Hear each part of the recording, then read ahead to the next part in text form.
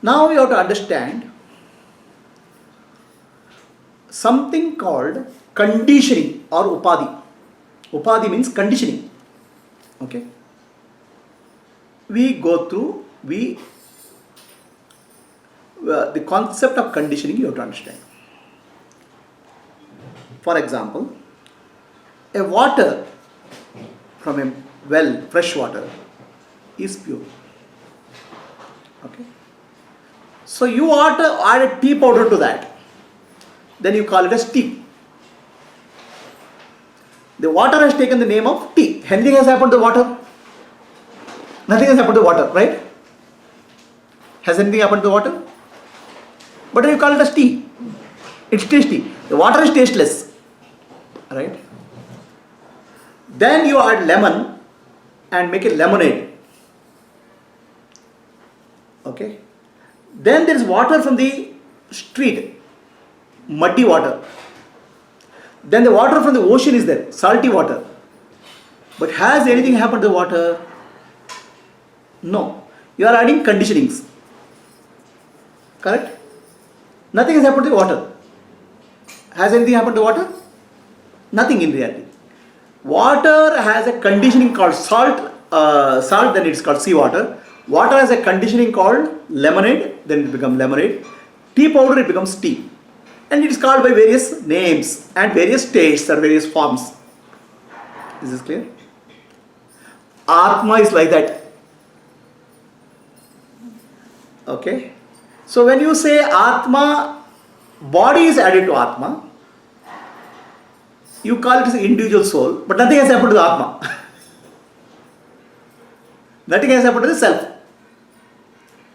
Conditioning is done, and that conditioning of body, you call it as the individual. Right? Then you add the mind, or add use the condition of mind, you call it as Atma is unhappy. Right? So, you add various conditioning of name and form on the self.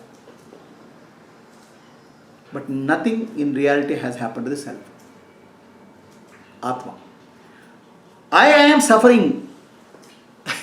When you say, the I, what you are pointing out, never suffers. Because I has never changed at all. It cannot suffer. But suffering condition of the mind is added as upadhi to the self. Condition. Now you are a suffering soul. I am happy. Happiness is added to Atma. Nothing has happened to Atma. I am body. Nothing has happened to Atma. So you call us I am individual. Right? So like that, the various conditioning are called upadhi in Sanskrit. Upadhi. Name and form are the conditioning. Name and form are conditioning which are added to the self. In that conditioning, we confuse ourselves. What is this? A paper.